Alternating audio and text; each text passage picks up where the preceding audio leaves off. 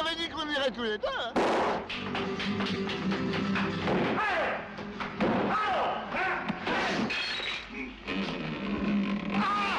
Lâchez ça!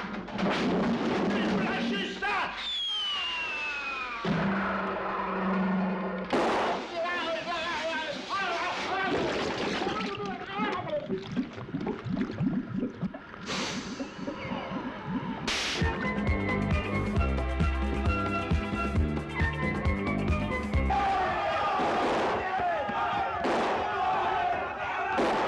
Ne tirez pas! Vous mettez dans un train avec un! Ce que vous avez vu à l'instant, c'est la bande-annonce officielle de La Carapate de Gérard Houry. Arrêtez, c'est illégal! Je suis maître du rock! Je n'ai eu aucun montage à faire et j'ai trouvé la bande-annonce ultra révélatrice. Révélatrice de quoi? Du besoin de Gérard Houry d'exister à nouveau après 5 ans d'absence.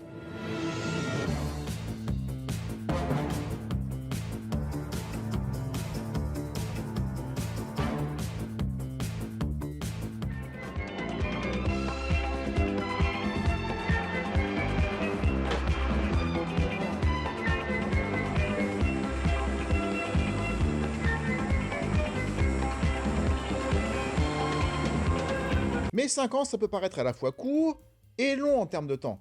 Long car Gérard Houry tournait ses films tous les 2 ans, depuis le Cornio, et court car après tout, 5 ans, ça n'est pas suffisant pour oublier son existence. Mais ces 5 années tombaient mal. Déjà, elles n'étaient pas voulues, on va revenir là-dessus, mais ces 5 ans ont vu l'éclosion d'un nouveau genre de comique. Le café-théâtre, dont les principaux talents émergeaient dans les années 70, avec des personnalités telles que Coluche, Miu Miu, Je vous demande un...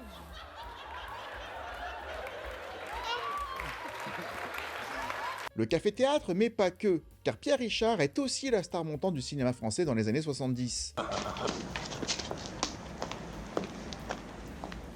Avec le distrait qu'il réalise lui-même, tout comme Les Malheurs d'Alfred, et surtout Le Grand Blond avec une chaussure noire et sa suite, sous la direction d'Yves Robert, qu'il avait rencontré sur le tournage d'Alexandre le Bienheureux.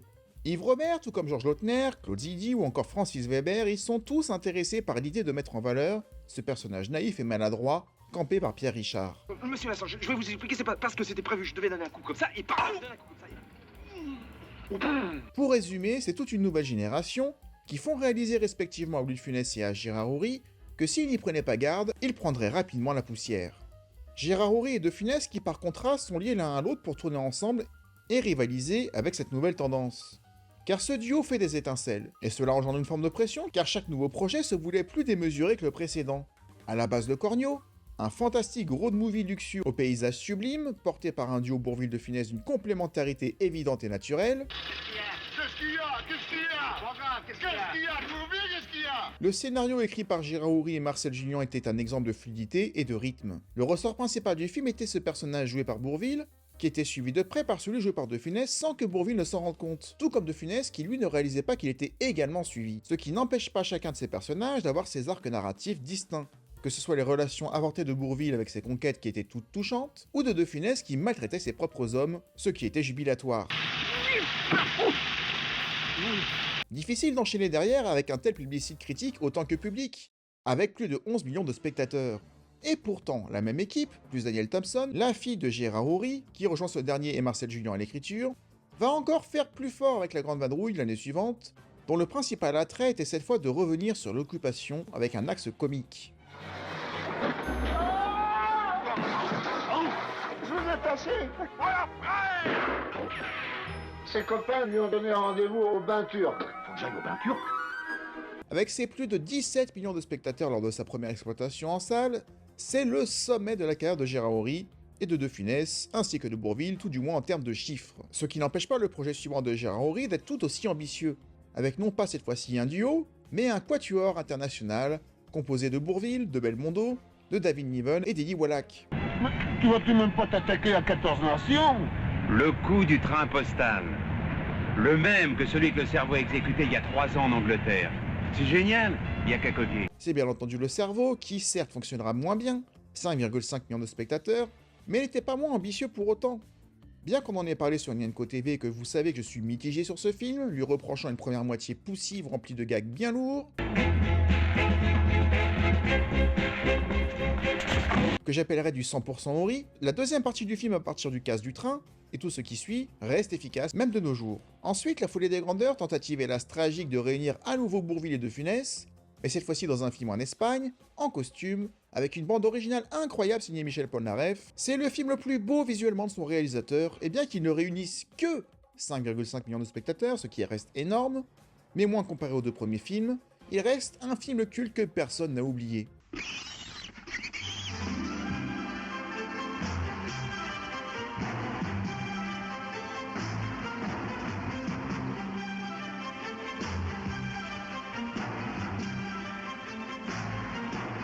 Idem pour Rabbi Jacob, dont la thématique est plus personnelle pour Uri. Étant juif, et des thématiques telles que la tolérance ou la réconciliation de trois religions, c'est le film le plus engagé à la fois pour Gérard Uri et pour Louis de Funès. Nous en avons déjà parlé dans une vidéo dédiée. Salué par plus de 7 millions de spectateurs, à ce stade-là, dans l'ambition, dans l'écriture, Gérard Uri maintient un certain niveau d'exigence et surtout répond aux attentes qui pèsent sur lui. Mais alors que l'avenir leur souriait, et que Gérard Uri et Louis de Funès se préparent pour leur prochain film ensemble, Le Crocodile, Louis de Funès fait un double infarctus et devient indisponible. Ne pouvant tourner qu'un film par an, et dans certaines conditions, en ne tournant qu'un certain nombre d'heures par jour, pas de nuit, pas de week-end, et sans répétition acharnée de prise, il devient incompatible avec le rythme insufflé dans chacun des films de Gérard Uri qui se retrouvent sans projet.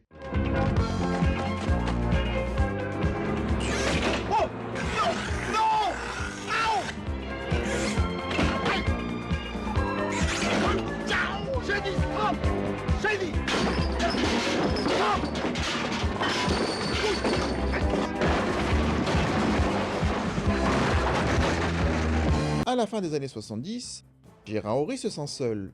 Bourvil a disparu depuis 8 ans. Louis de Funès n'est plus éligible à un tournage sous sa direction de par sa santé. Bref, la relève se met en place et ça se fait sans lui. Son cinéma qui plus est a besoin d'acteurs qui puissent incarner sa vision de la comédie, mêlée d'aventure, de folie et de naïveté en même temps. Léopold Saroyan, président directeur général, je m'en fous moi! Et le seul qui semble à ce moment-là correspondre était Pierre Richard, que Gérard Uri avait suivi depuis le début de la décennie, qu'il voit comme une synthèse parfaite, ou une fusion, entre Bourvil et De Funès, à savoir le mélange de tendresse et de jeu très physique. Oui. Ouh. Ça fait mal. Bien que pour le côté tendresse, un réalisateur tel que Francis Weber l'utilisera bien mieux dans la trilogie La Chèvre, Les Compères, Les Fugitifs, des films qui utiliseront bien mieux les talents de Pierre Richard que ne le fera Gérard Uri, mais on en reparlera dans la vidéo sur La Carapate. Pierre Richard, souhaitant tourner avec un maximum de réalisateurs différents, accepte avec plaisir de travailler avec Gérard Uri, et feront donc coup pour coup 2 films ensemble. La Carapate, dont nous parlerons un autre jour, et ses 3 millions de spectateurs, et Le Coup du Parapluie, le sujet du jour.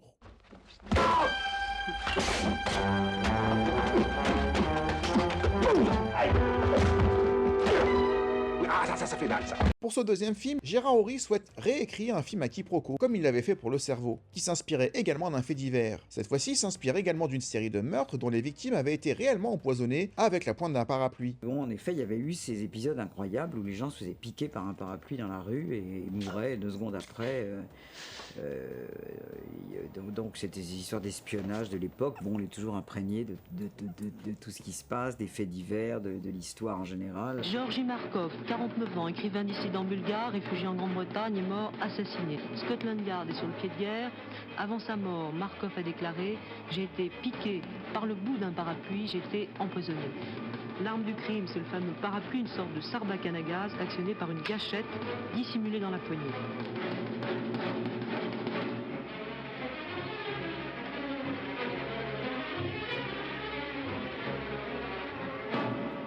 Le film parlera d'un comédien raté à la recherche d'un rôle important, ne tournant jusque-là que des pubs ou dans la figuration. Rago toutou, le rago de mon toutou. J'en suis fou.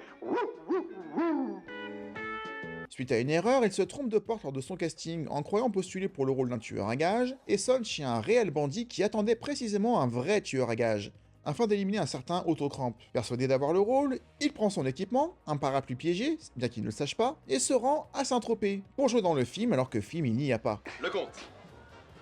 Bon, scénario, feuille de service, plan de travail.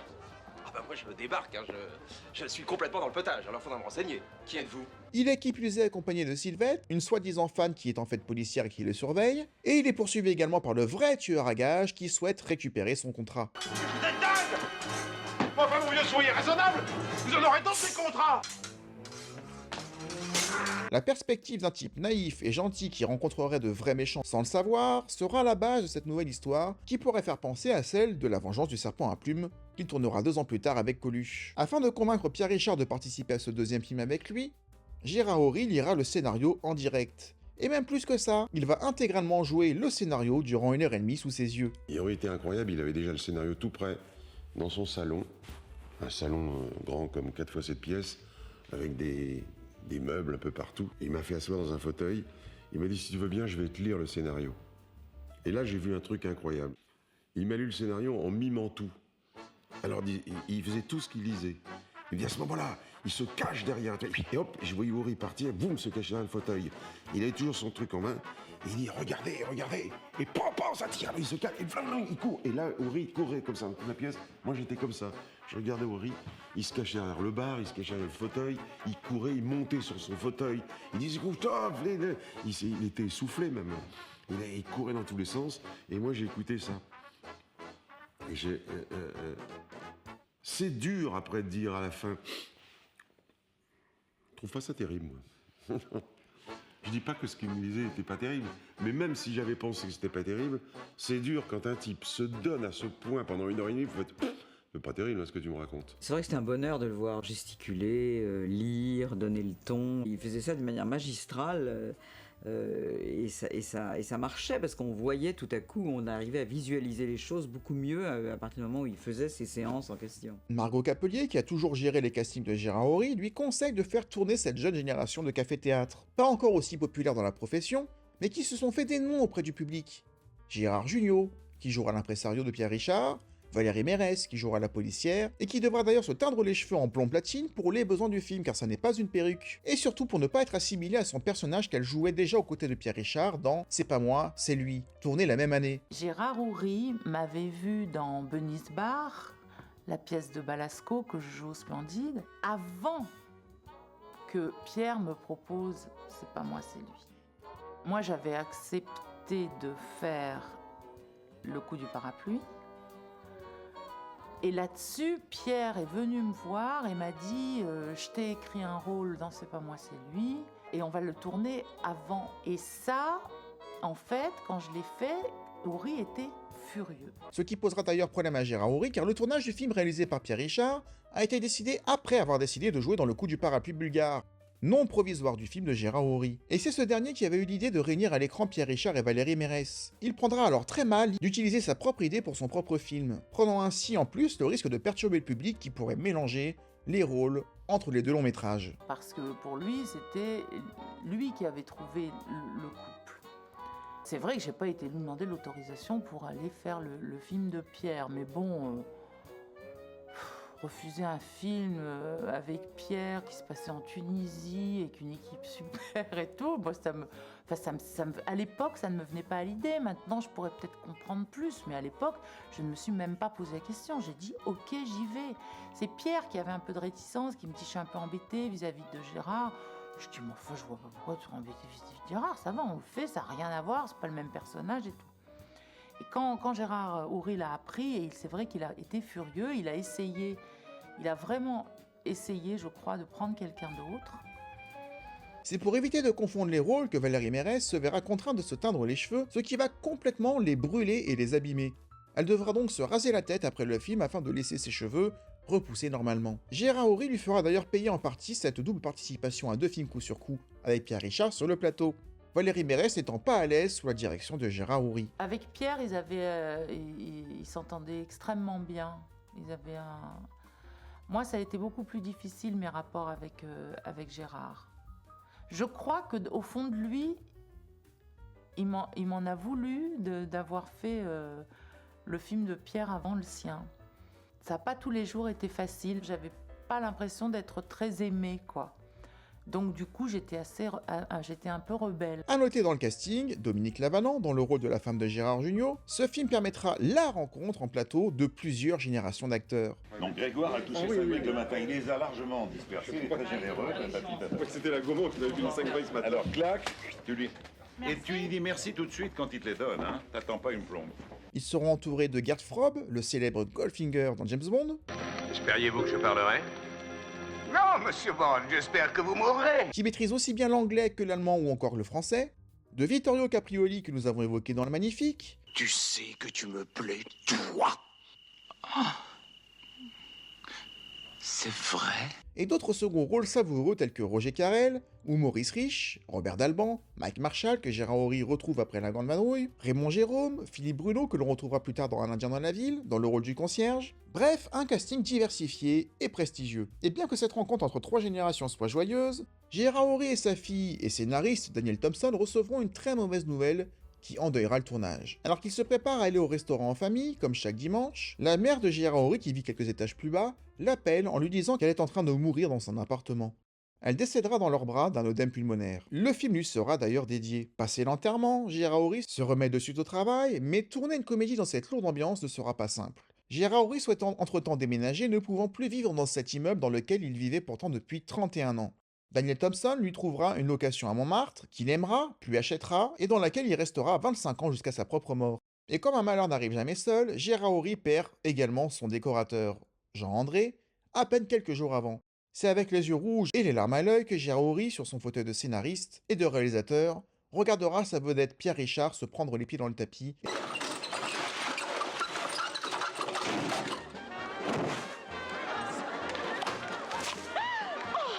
Excusez-moi, madame.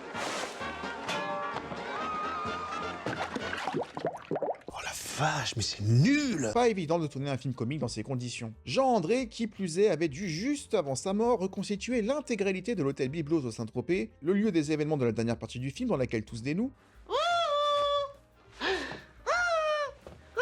Et ça, t'as essayé? Bon, bah, va déborder. Mais hélas, l'hôtel Byblos brûle dans un incendie, et tout le scénario avait été bâti sur l'architecture précise de cet hôtel. Qu'est-ce que tu fabriques? Bon, bah, va déborder. Ses sous-sols, ses balcons, ses étages, ses chambres, sa piscine. Trouver un autre lieu aurait voulu dire réécrire toute la fin du film, ce qui était inenvisageable. Ils choisiront à la place de reconstituer l'intégralité des lieux dans un studio d'Épinay, le plus grand dont ils disposaient, ce qui reste moins exotique que Saint-Tropez. On devait tourner à Saint-Tropez, au Byblos, pendant 2 mois. J'aurai une chambre au premier, on m'appellera de la fenêtre en me disant on tourne. On s'est retrouvés à Épinay-sur-Seine. C'était 1h30 de voyage le matin, 1h30 pour rentrer. Ma chambre du premier où on m'appellerait de la fenêtre, elle était loin là.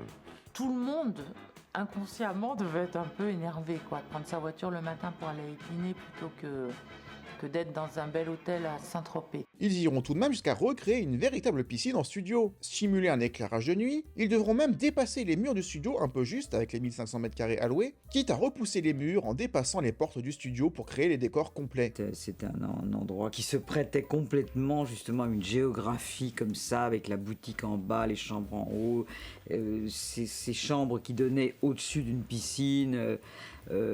Enfin, ça faisait partie intégrante de la construction du scénario. Et bien qu'ils réunissent moins de spectateurs que La Carapate, non définitif, car le coup du parapluie bulgare avait été refusé par le producteur Alain Poiré, réunira tout de même 2,5 millions de spectateurs en salle. On voulait appeler le film Le coup du parapluie bulgare, et c'est notre producteur Alain Poiré qui était très contre, et mon père a toujours regretté, encore aujourd'hui il me dit on aurait dû l'appeler le coup du parapluie bulgare, ce qui était un titre plus original et plus percutant. Un succès pour un film lambda. Mais un succès ou un échec ne se mesure qu'en comparant, car 2,5 millions de spectateurs pour Gérard Horry, cela peut paraître faible, comparé au Cornio ou à La Grande Vadrouille. Faible également comparé au futur succès de La Chèvre ou des Compères, mais équivalent au Grand Blond et au Retour du Grand Blond, qui lui sont pourtant supérieurs. Mais si l'As des As, le dernier grand Horry, fait figure d'exception, le diptyque La Carapate, le coup du parapluie est considéré comme le début du déclin de Gérard Horry.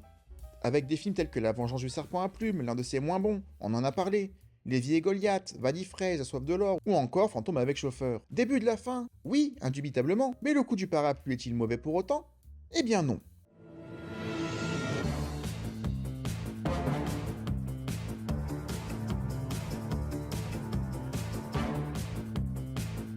Bien que le film soit assez oublié aujourd'hui, et assez peu diffusé comparé aux autres films joués par Pierre Richard, je dois lui reconnaître qu'il a gardé un certain charme que je lui avais oublié. J'étais déterminé à lui offrir un générique que je réserve habituellement aux films que j'allais tailler. Un générique qui aurait ressemblé à ça.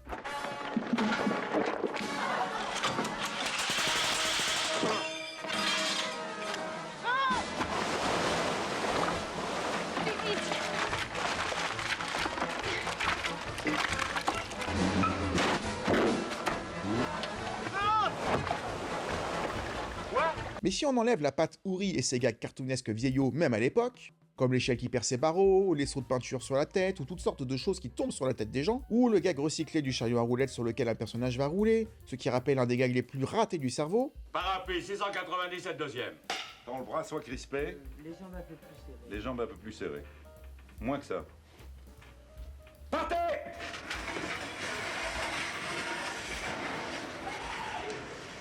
Coupe. T'as reconnu Raymond Bon, qu'est-ce que ça donne là? Et bien que Gérard Houry soit nostalgique de son âge d'or avec des clins d'œil à Bourvil, qui passe à la télé dans Le Capitan, ou encore le nom de Stanislas Lefort donné à l'un des vrais tueurs du film, Stanislas Lefort dit Constantin Patakis, alias Pierre Juvin, dit La Folle. Fiche au banditisme, fiche au meurtre, fiche au stup. et bien que Gérard Houry utilise à outrance et à tort la gesticulation élastique de Pierre Richard à tout va pour faire rire, ce qui ne marche pas toujours,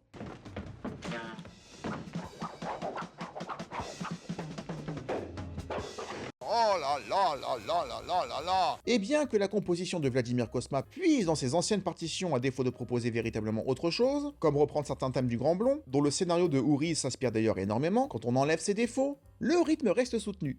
Et le scénario permet suffisamment de rebondissements pour s'en amuser, même de nos jours.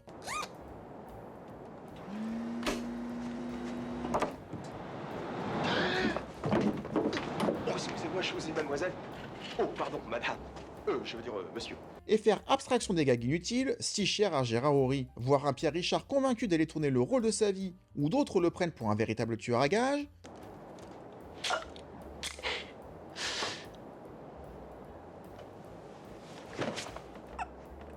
le voir tuer ses menaces sans s'en rendre compte de par le parapluie, qui est une arme mortelle sans qu'il le sache également,